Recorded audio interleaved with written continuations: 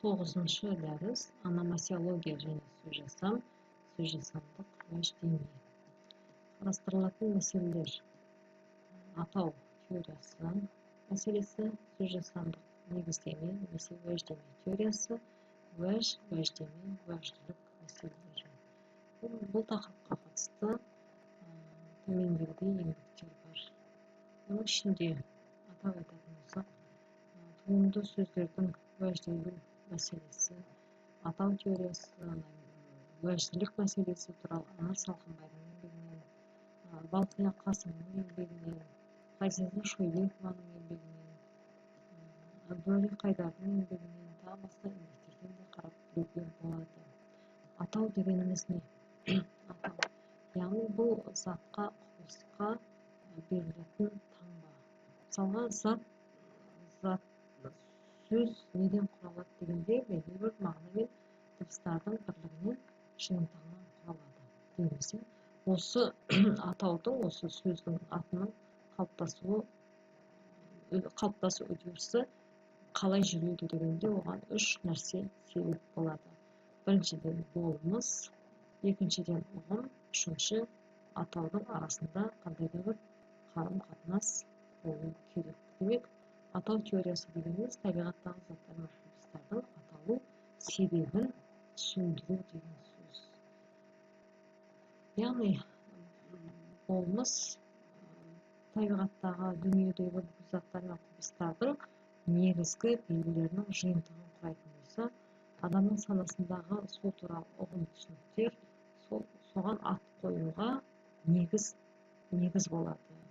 Ал оның атауы деген сөз сол заттың, құбылыстың мәнді белгілерінің дыбыстық және мағыналық бірлігінің жиынтығы ретінде қалыптасады. Жалпы алғанда, атаудың немесе зат құбылыстың атының пайда болуының алғашқы негізін түсіндіру қиын емес. Мысалға, осы сөз қалай пайда болды, неден жасалды, неге осылай аталады дегенді түсіндіру оңай емес. Оны біз тек қана тарихи аспектіден, шығу төркінін зерттеу арқылы ғана жалпы болжам жасаймыз. Осы алғашқы бастапқыдағы номинациясы, атаудың жасалуының негіз болған себептерді ғана көрсетеміз ішінара. Ал енді туынды сөздің жасалуы сол алғашқы негізге байланысты анықталатын болады.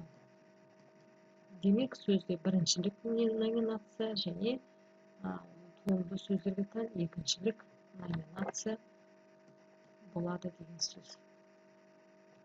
Екіншілік номинациядағы атаудың мағынасы өзін туғызуға себеп болған түбірдің немесе негіздің мағынасымен байланысты болады.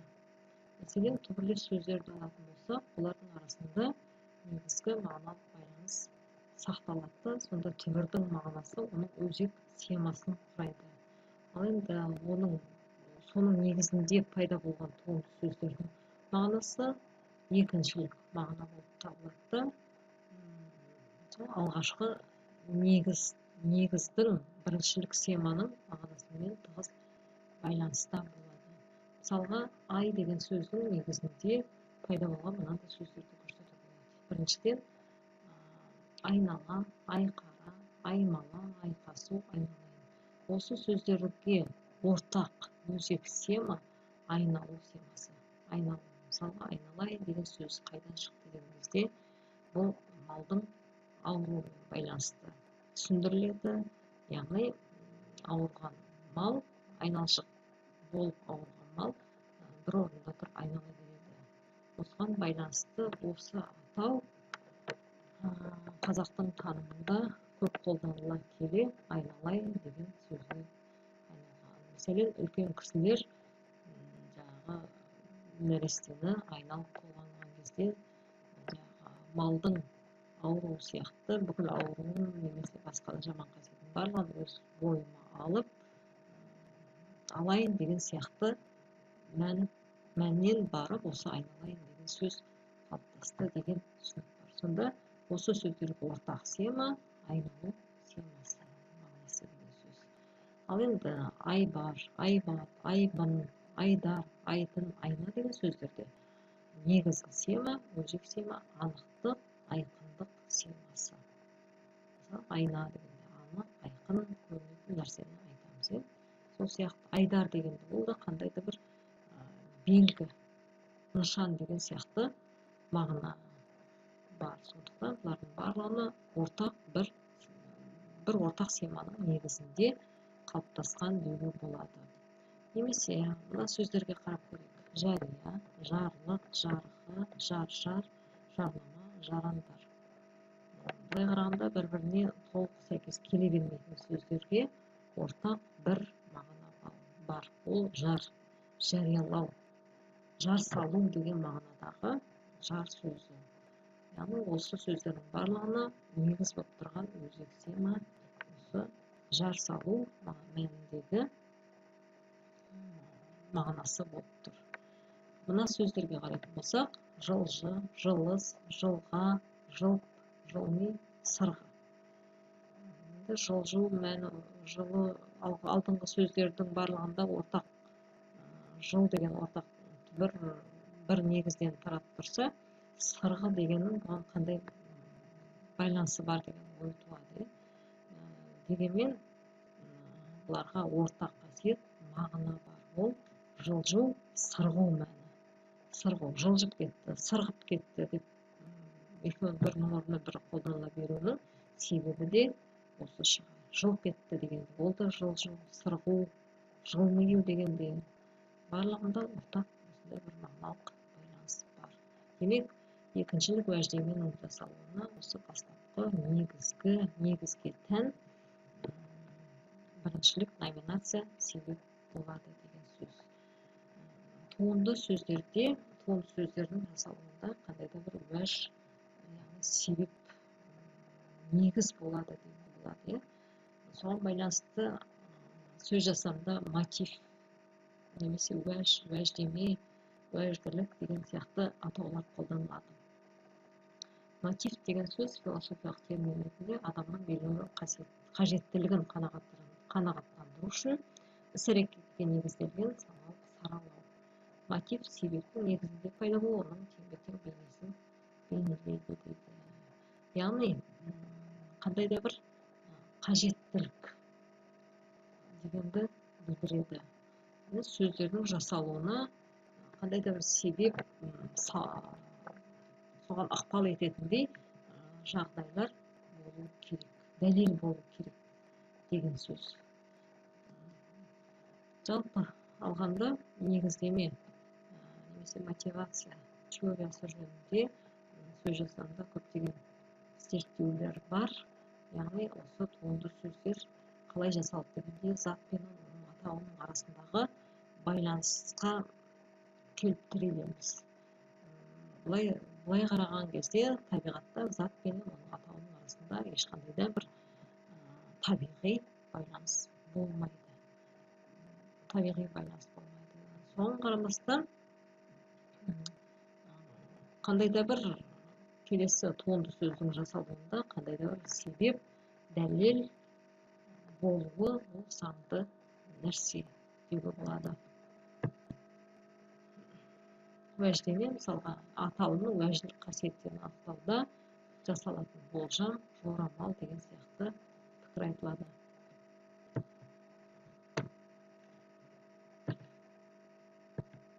Мысалы, ала қоржын, ала сары, ала доғы дегендерде да айқын көрініп тұрған семасы бар. Ол сема түр, түске байланысты туындап тұр, айқын сема болып тұр. Ал енді ала сапыран, ала гүлік, ала қаншық дегенде, ала деген сөз тікелей түр түспен байланысты деуге болмайды. Бұл жердегі ала, алалау, бөлу, араздастыру деген сияқты жасырын семаға көшкен. Ала сөзінің таран-таран салу, бүлдіру, ойран, қастық, алауыздық. Мысалға, ала көздік деген мағынада бұл түр түспен байланысты емес, соның негізінде туған болуы да мүмкін, бірақ бұл жерде одан тыс жасырын сема пайда болған, мағына пайда болған деген сөз.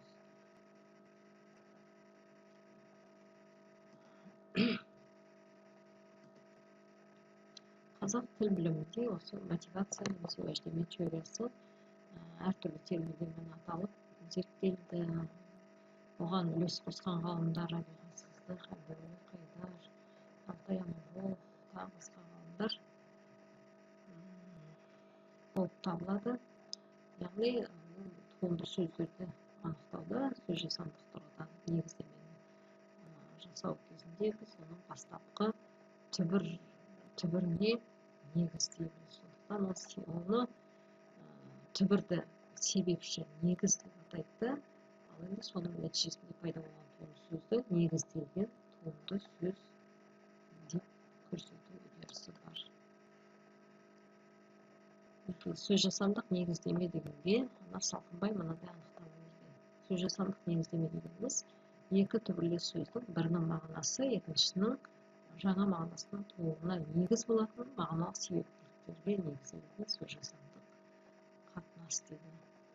Демек, себепші негіз бен туынды сөз арасында қандай да мағыналық қатынас болады деген сөз. Мысалы, қап сөзінің ең бастапқы негізгі номинативтік белгілері дегенде нені айтамыз? Біріншіден, оның нысанның ішіне зат салуға болатындығы. Екіншіден, оның сыртының жабықтығы, көрінбейтіндігі, ішінің көрінбейтіндігі. Сосын ішін аузын байлап жауып қоюға болатындығы. Енді осының негізінде, осы өзек схемалардың негізінде мынандай мағыналары пайда болған. Бірінші, нысанның қуыстығы немесе зат салынатындығы деген схеманың негізінде қапта, қаптау, қапсыру, қаптағыш, қаптама, қапсырма, қамыт, қабыр, құмыра, қауақ, қауын, кебіс, капсула деген ұғымдарды осымен байланыстыруға болады. Нысан аузының жабық, сыртының бүтіндігі схемасының арқылы қақпа, қамал, қабық, кебек, қабақ, қақпақ сөздері жасалған деуге болады. Ішінің қараңғылығы, көрінбейтіндігі схемасы арқылы қапас, қапастау, қапияда, қапырық, қапсызда, қапсыздық деген секілді екіншілік мағына беретін схемалар пайда болған.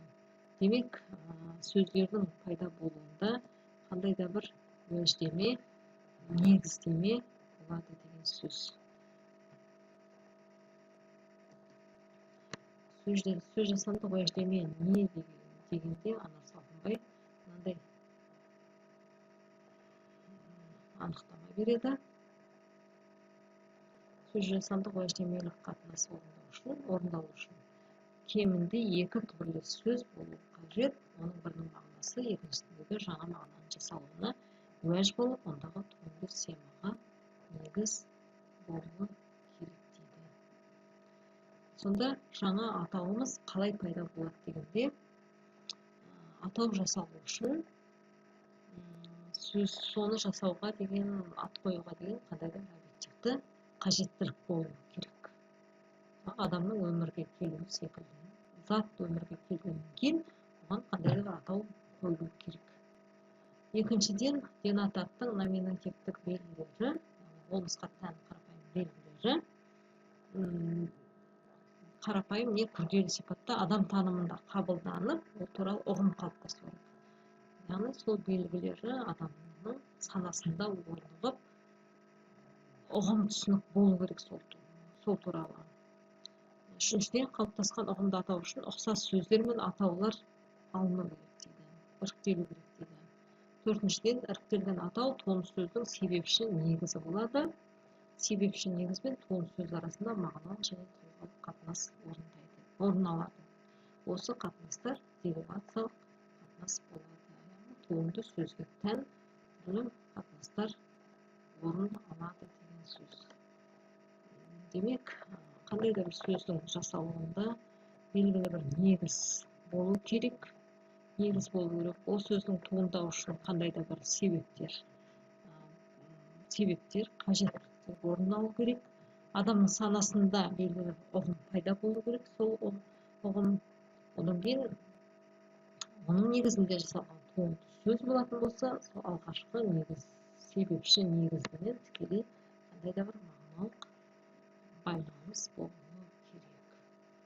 Яғни, сөз жасамда туынды сөздердің шығу тегін, жасалуын, негізін қалай пайда болғанын анықтау үшін осындай өштеме немесе номинация теориясына сүйенеміз.